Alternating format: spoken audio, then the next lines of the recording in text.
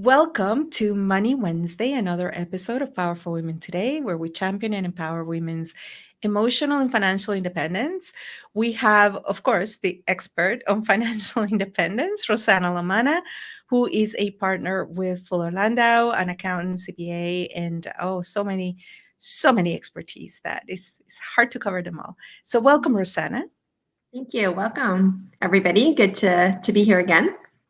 Yes, absolutely, and I so look forward to our checking in again because so much is happening and so much changes. Almost by the day. I know that there's been a couple of throne speeches, in the last few weeks, in a lot of programs for COVID recovery and financial, support have changed, and also we're approaching the end of the year, so we're starting to think, taxes. We're starting to think of many things. So you're here to guide us through what's going on inside people's minds right now. Yeah. Well, yeah, it's funny you say that because it was just, I'm going to say about a month ago that we were talking about some of the government relief programs, and they keep changing, and there's more new ones that have actually come out most recently, and that are supporting smaller businesses. I think it's been a rough go for a lot of business owners over the past few months. A lot of them have recorded some drastic drops in revenues and really dealing with some mounting debt now that they're left with. And that's all because of the first wave of COVID. That's not even looking at now the second wave and what that means.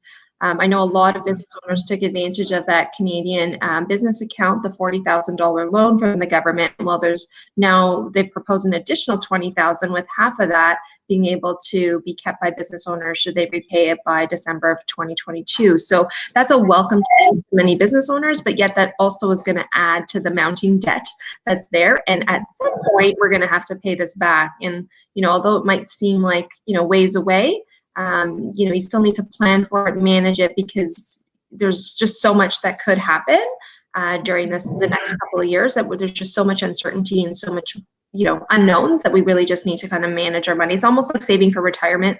You never know. You kind of know what you need, but you never really know exactly what you need because there's different factors that come into play, or different inflation and things like that in terms of what things will cost in the future. So, and you don't know. Sorry. You don't know how long, we're going to need to make this money last, right? So I've heard feedback from a lot of entrepreneurs that have said that what they've done is they've taken, any money that is given, that is facilitated, and put it aside. Don't even touch it, right? So that it's there as a safety net, but you're still trying to make do with what you can, because that way, you're right, this money needs to be repaid. And some of the advantages, like even now with the additional $20,000 to the $40,000, it means that of that $60,000, $20,000 is forgiven. But in order to do that, the debt has to be repaid by a certain amount of time, right? So it's a great incentive, but it's also smart, like you said, pace yourself, right? Which is really good. Yeah, no, absolutely. It's tough because there are going to be certain costs that people need to have, and like that they incur at any point, and it's just a matter of trying to manage through that. And it's also nice to see there's been some more incentives around some of the rent subsidies directly to small business owners, where they're getting it directly versus going through the landlords. So I think that's a welcome change by many, and there's some top ups. Oh, tell us about that. I haven't heard about that. Yeah, so there's some changes. It's still going through sort of passing the legislation, with more to come. But for now, there has been discussion that some of the rent subsidies will be going directly to small business owners to support them. And there's also been a number of small business owners that have been, I'm going to say, forced to close, in particular in the restaurant industry. And so there are some top-up subsidies available to those types of businesses too. So there's going to be more information coming, I'm going to say, in the next little bit. And maybe for our next meeting, I'll give you a more up-to-date briefing on it, but that's really fresh off the press. That's just recently been announced in the last few days. So we'll see where that goes.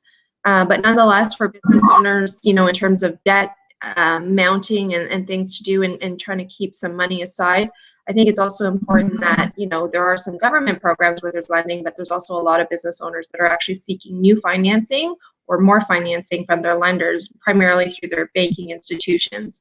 And so with that, comes a knowledge of what that means, how to get it. I've often have a lot of clients coming in asking, I need more money. Where do I start? Where do I go? How am I going to get it? And it really comes down to how they tell their story. What do they need? How much they need? What are they going to use the funds for?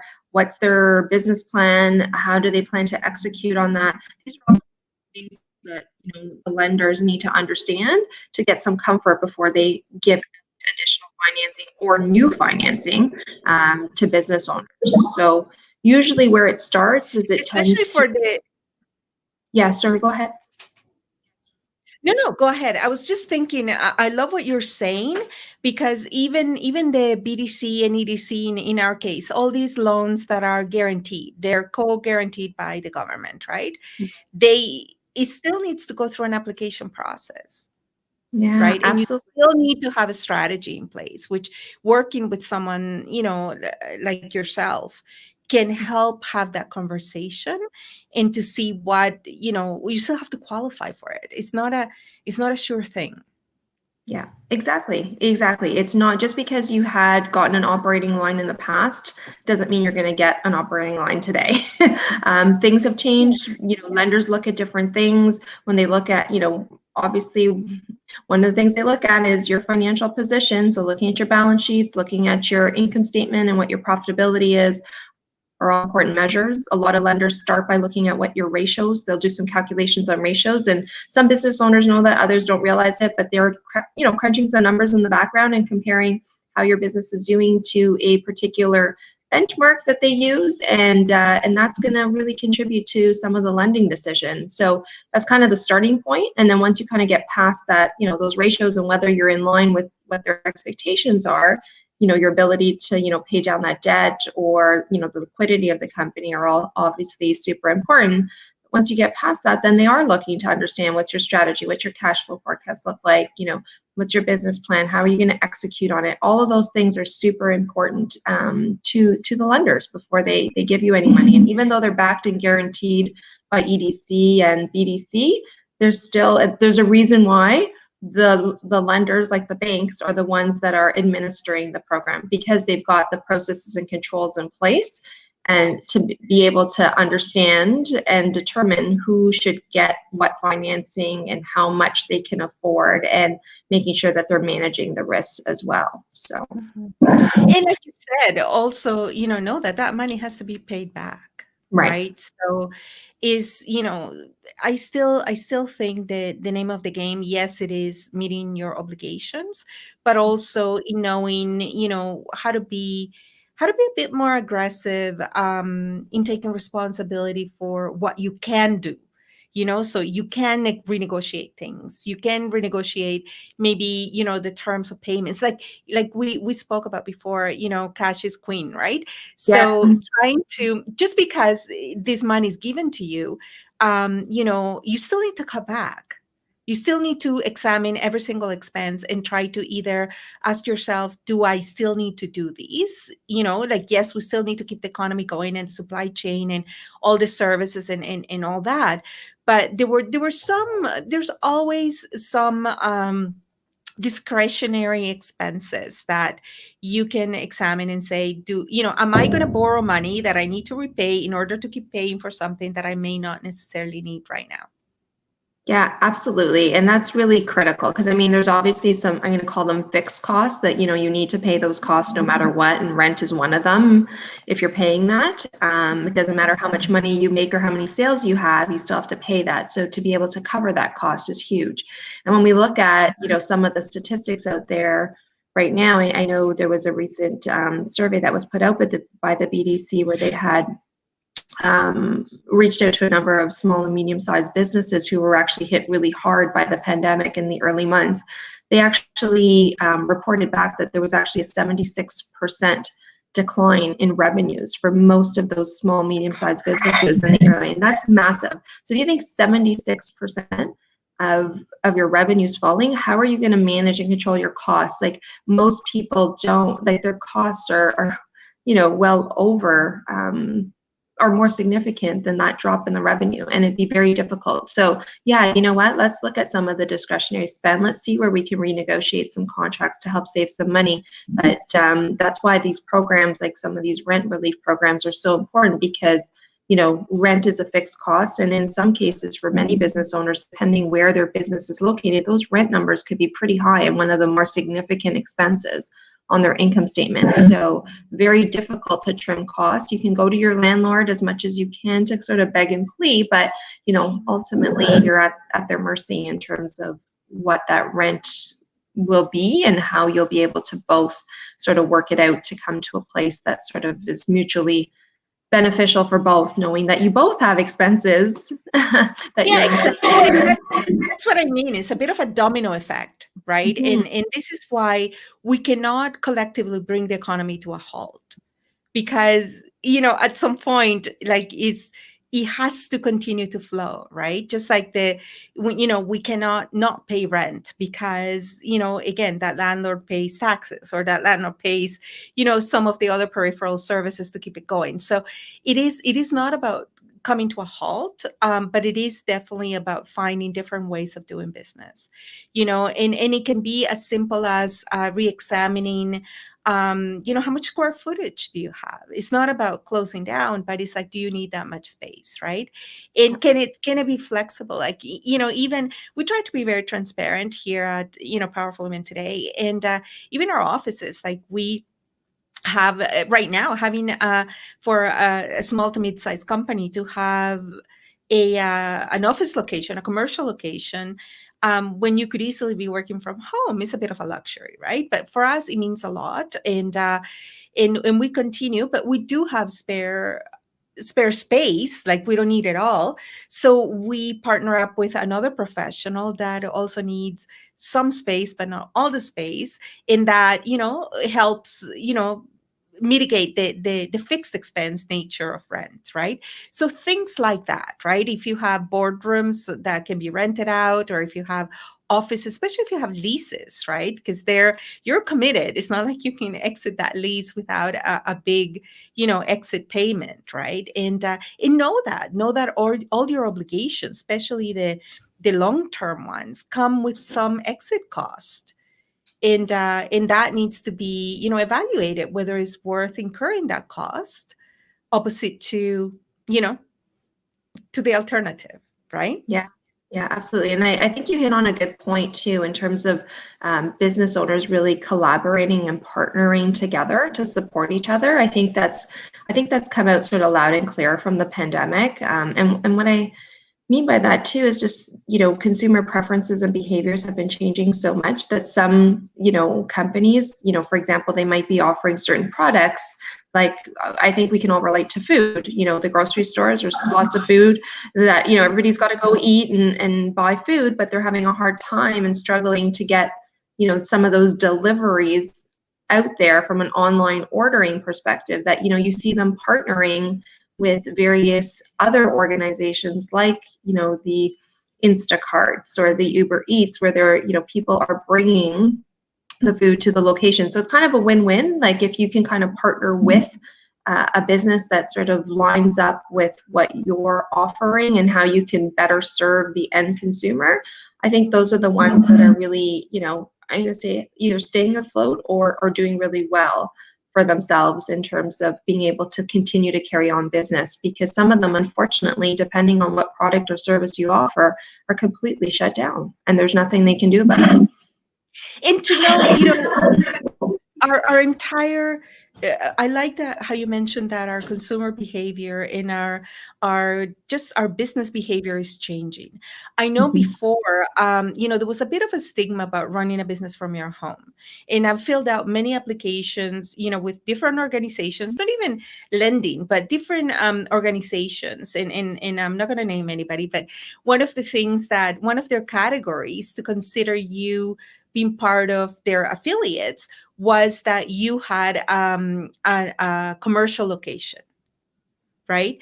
Yeah. and when it's not needed, really, not for what they were, not for what the service they're providing. It doesn't make a difference to you whether I run my business from home or not, right? But there was a little bit of a stigma that running your business from home meant that you were some kind of mom and pop shop, right? And now that everybody's working from home, or a large majority of people are working from home, that's been the stigmatized.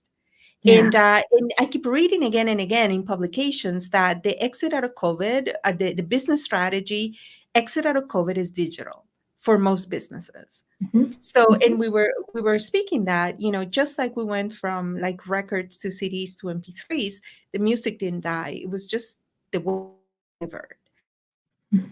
What businesses need to really do some soul searching is you do need to pivot onto as much of a digital solution as you can. Just like the example that you mentioned with Uber Eats and just getting food, connected to the people, right? We're leaning on technology for that.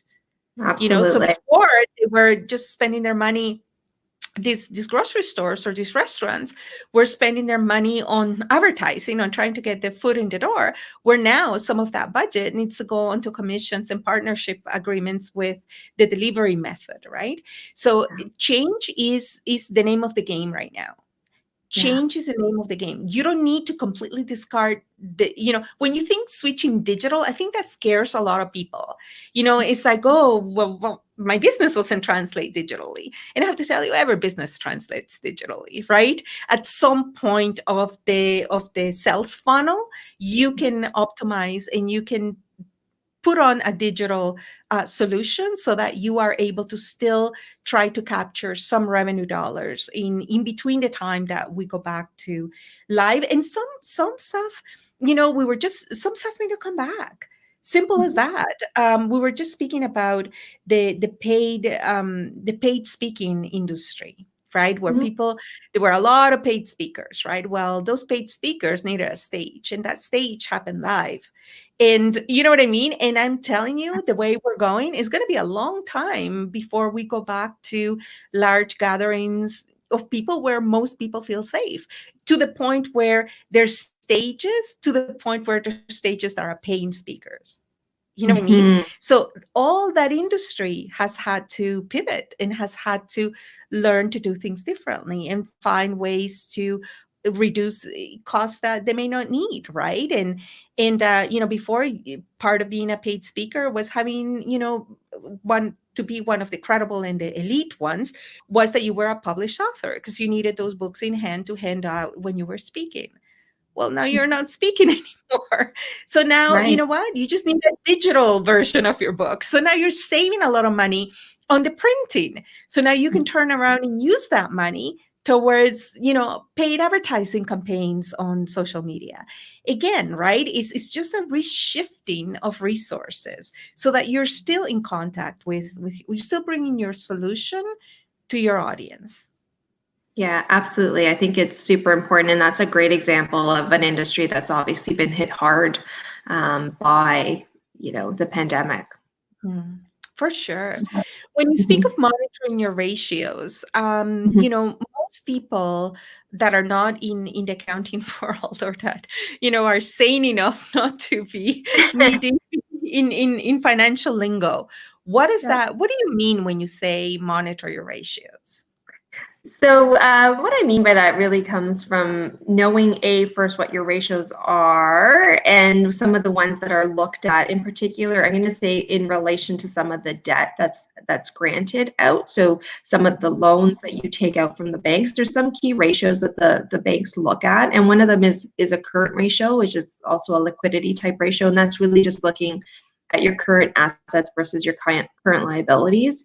And there is an expectation that that current ratio be greater. That usually it's 1.1 to 1 is sort of the numbers. Now, what does this all mean, and why do we care about it? Well, the reason why I say is know it, because your lenders are looking at it. So don't pretend it's not there or doesn't exist.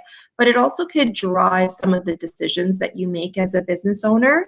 So for example, when you're looking to buy your next piece of equipment, or maybe you're looking to lease an office or buy an office space, what impact would those buying decisions have on some of these ratios? Would they impact you negatively in any way? And if it does, then you need to be aware of that, because if it puts you offside with the ratio, there's a couple of things that matter there. Is, if you're offside with the ratio, you need to, your bank is obviously going to be monitoring those themselves. Usually they look at them on a quarterly basis, and you report back to the bank to let them know, what your financial situation looks like. So when you're submitting your balance sheet and income statement, behind the scenes, they're calculating some ratios for you, if you're not doing them yourself already. So they're looking at that. And if you're offside, you need to have that conversation about, well, what happened this quarter, and what's your plan to bounce back and get yourself back on side.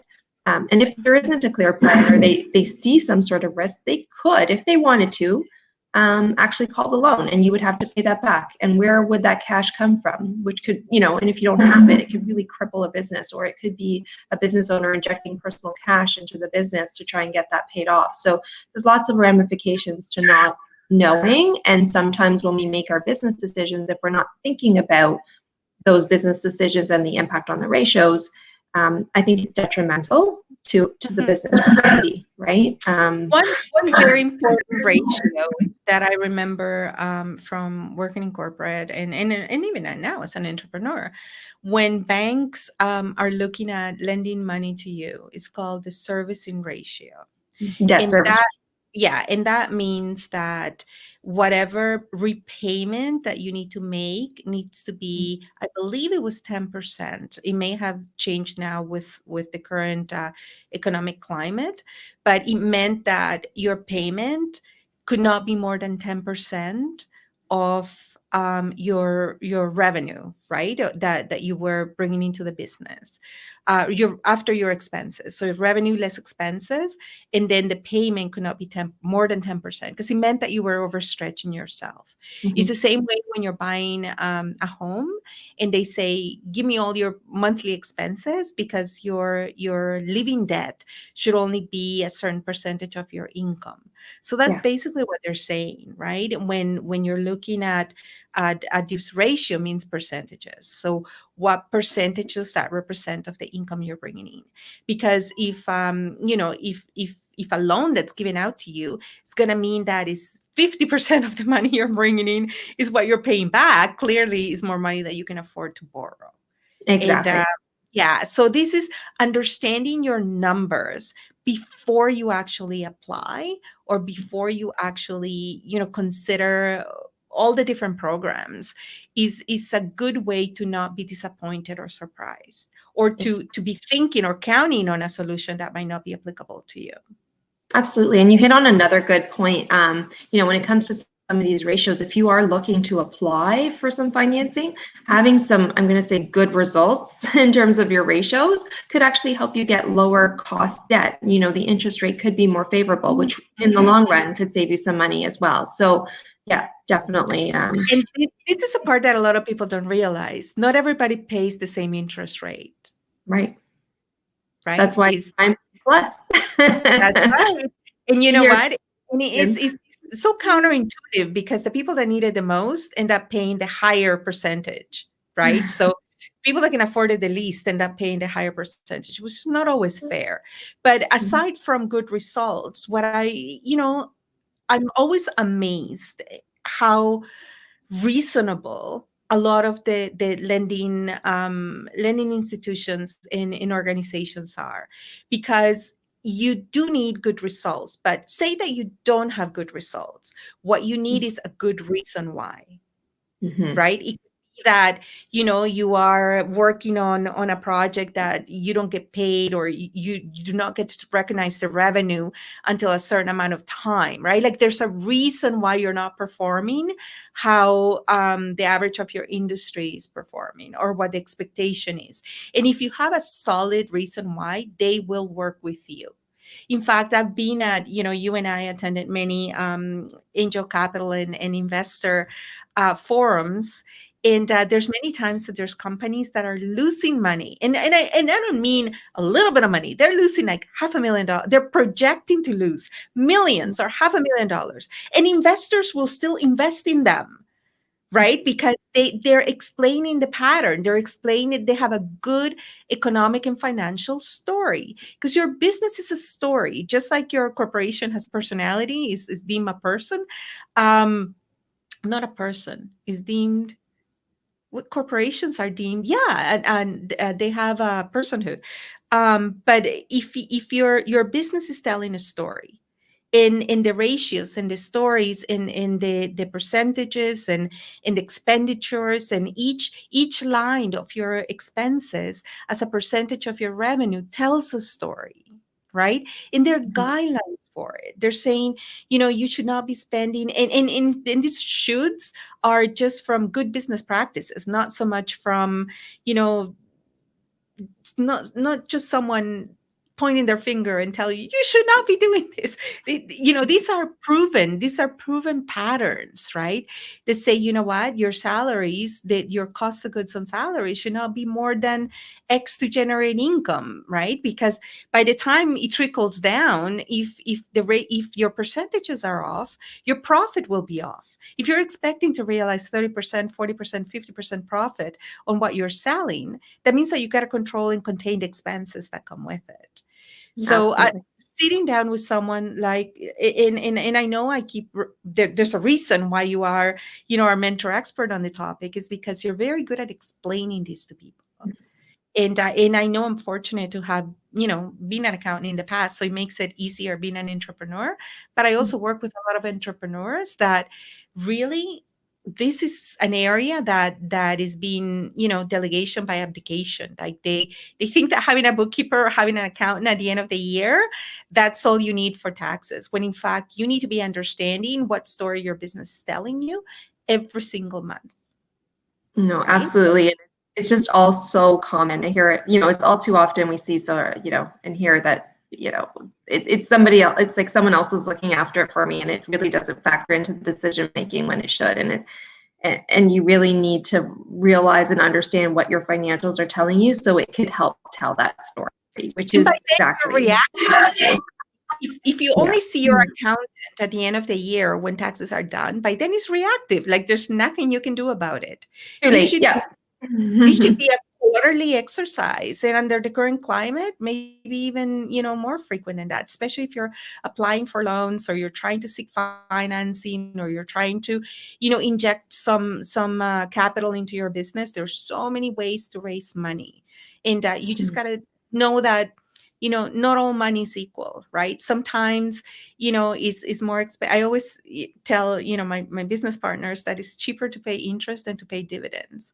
It's easier it's easier to get investors and partners into your company than it is to try to qualify for loans. But at the end of the day, your business will recover, and you'll pay those loans, and you still own your business, right? Yeah. Is so knowing is about gas and brakes, really, with really understanding the money in your business, other than the cash in the register, which is what Yeah. oftentimes people do, right? They look at the bank statement and they measure the health of their business by how much money is in the bank. And that's only one indicator of what's going on, right? You need to learn what is the rest, and how to read it, how to monitor it, which is monitor your financials, right? If you're using QuickBooks, and I know I'm guilty of getting behind on my bookkeeping, but products like QuickBooks, or many other, I'm just saying QuickBooks, this is the one that I use and I know, but there's many other products that, if you are able to keep your data entry and keep the information inputted into your system, it generates the reports for you, right? And you are able to then send them to Rosanna, or just do whatever she's taught you, and keep an eye on them, and then be able to adjust on time, right? That's the key, the timely adjustment. That's right. The ongoing bookkeeping is critical now more than ever, to know exactly what your financial position is or profitability is at any specific point in time. If you wait till the end of the year to do that exercise, it's almost like throwing a dart at a dartboard. You just don't know where it's going to land at the end of the day, and it's not good business practice. And it especially, it never is on a regular day, if you will. And it's even more important now with sort of the pandemic and how things are changing, that if companies want to survive and thrive, they really need to be monitoring their financials on an ongoing basis. And it doesn't have to be daily or weekly, but at a minimum, monthly, know where things are, right? And I'm going to give you a tip that is really painful, but it's really good. And I can't remember if I learned this from you, but when your business, if you're going through a tough stretch, like we all are now, right? In Canada, where we are, and again, this is a universal message, so find what is applicable for you in your local area. But we have a tax called HST, and it's a consumer tax, meaning that you're either going to charge when you sell, paid when you buy, and the difference, whether you owe money to the government because you've charged more than you paid, or the government owes you money, which means you've paid out more than you've charged. When you're going through tough times, right, you're paying this HST on all the goods and services that you're consuming for your business.